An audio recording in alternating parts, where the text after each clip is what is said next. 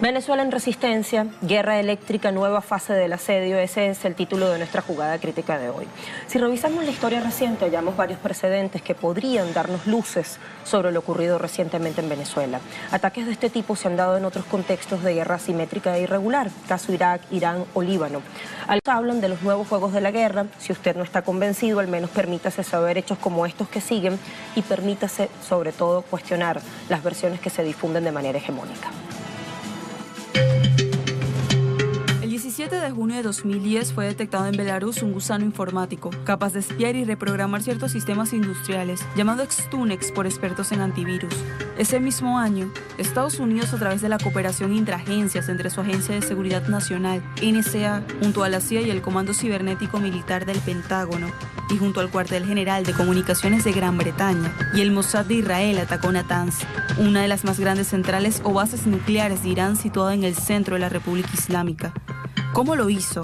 Justamente con Stunex. El virus troyano rápidamente se diseminó recopilando datos en varios dispositivos.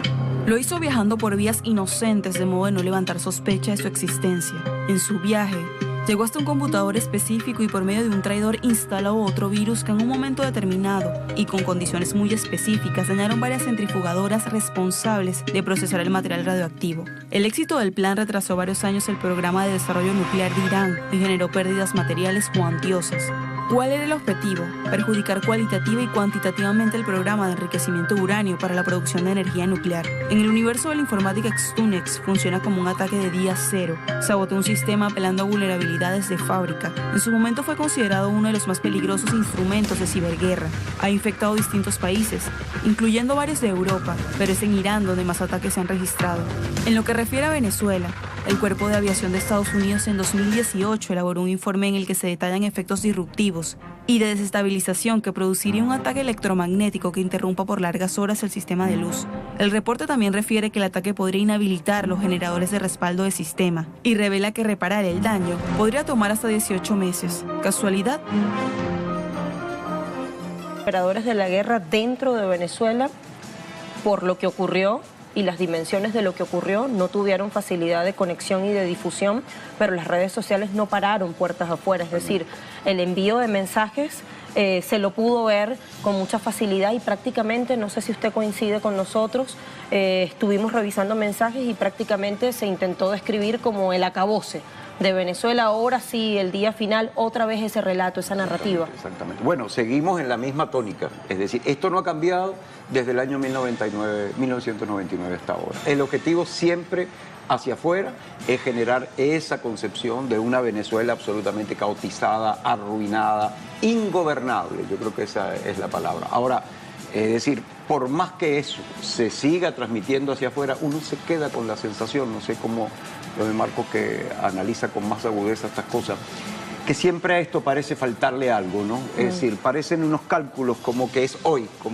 pero ese hoy, que después es mañana, que después es la semana que viene, entonces las Fuerzas Armadas no terminaron de sublevarse, el pueblo no terminó de alzarse, no terminó de quitarle el apoyo al presidente, no se dio el hecho de que... Pero las advertencias son siempre como definitivas. Siempre las mismas. Entonces ahí tenemos dos realidades, ¿no? Esa virtualidad que da por decretada la realidad real, vamos a llamarle así, y que se transmite a una velocidad muy superior a cómo transcurren los tiempos, pero después, cuando pasa un poco la bruma, ahí tenemos nuevamente un contexto que no deja de ser complejo, pero que sin embargo no tiene las características que se están describiendo en las redes. Marco decía en su primera intervención que es importante dar la pelea sobre el sentido, Marco, decías tú.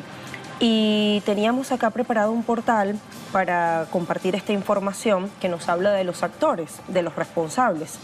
Jorge Rodríguez, Guaidó, Pompeo y Rubio confesaron ser autores del ataque al sistema eléctrico, así lo titula la estatal venezolana de televisión. Nos preguntamos, ¿se trató acaso de una operación planificada? Bueno, hay claridades en algunas cuentas de Twitter, están en ese portal. En esa noticia específicamente, el senador estadounidense Marco Rubio se adelantaba a los hechos y antes del corte masivo publicaba: venezolanos sufrientes, algo así es la traducción, vivirán días de severa escasez de alimentos y medicinas. ¿Cómo pudo predecirlo? Es la pregunta lógica. Minutos después del ataque, escribía: generadores de respaldo han fallado. Había otra explicación, pero estaba esa frase que causa mucha suspicacia. Régimen de Maduro es un completo desastre, o sea, la inmediata vinculación con el Ejecutivo. ¿Cómo alcanzó a tener esa precisión? Nos preguntamos también. El secretario de Estado Mike Pompeo tuiteaba: no hay comida, no hay medicinas, ahora no hay poder, a continuación no habrá Maduro. Y Guaidó con una suerte de confesión: Venezuela tiene claro que la luz llega con el cese de la usurpación. Esto nos da luces, insisto, sobre los actores, ¿no?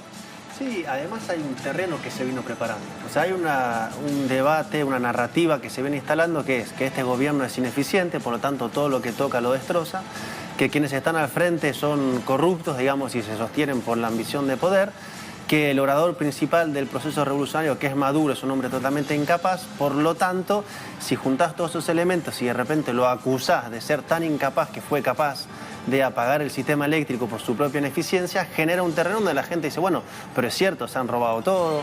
Consigo un trabajador del servicio de electricidad que me dice: es cierto, se lo habían robado todo.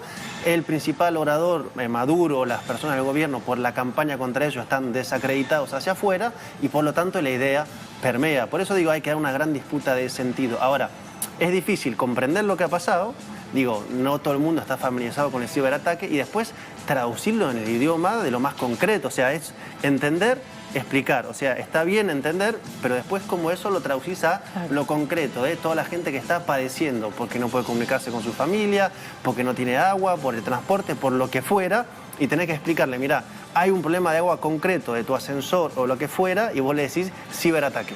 Cómo acercás las dos partes para que no suene que vos estás hablando en un idioma muy lejano al suyo, que lo que a él le está pasando efectivamente le demuestres que te duele. O sea, no es que uno es inmune, ¿no? Por eso lo que decía, no es que no estamos viviendo lo que está pasando y decimos: no, está todo bien. Es decir, cuando salimos todas las noches pasadas por Caracas a hacer reporte, decíamos: hay tranquilidad y normalidad. Claro, es una normalidad alterada. Claro. Pero ¿qué quiere decir hay normalidad? No hay saqueos.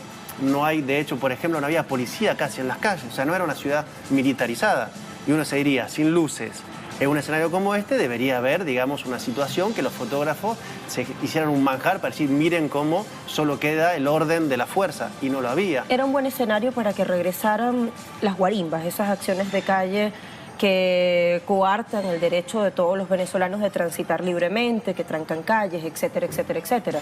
Hubo tal vez algunos focus, pero no prosperó eso. ¿Por qué? Bueno, en mi zona, por ejemplo, hubo saqueo a licorería e intento de saqueo a algún supermercado que no terminó de prosperar. Yo tengo una duda.